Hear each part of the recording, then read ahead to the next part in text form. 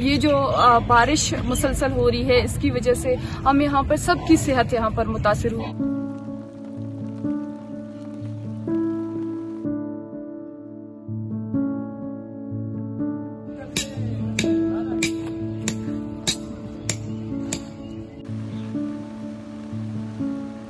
सैलाबें हैं, लोगों के लिए घरों में रहना मुश्किल है, लेकिन हम यहाँ पर एक बहुत बड़ी दर्द और तकलीफ लिए यहाँ सड़कों पर आए हैं।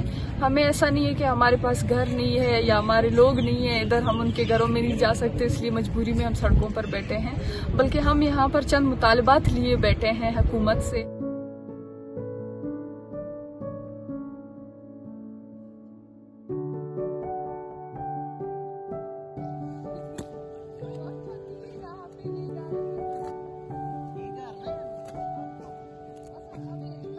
यही चाह रहे हैं कि हमें सिर्फ ये यकीन दहानी की जाए कि जिस तरीके से उन मिसिंग पर्सन्स को आपने फेक एनकाउंटर में मारा, हमारे लोगों को आप इस तरीके से नहीं मारेंगे और हमें उनको उनके हवाले से बाखबर रखेंगे कि वो कहाँ है, किस हाल में है। अगर पॉसिबल है तो वो उनको अदालत में लेकर आए।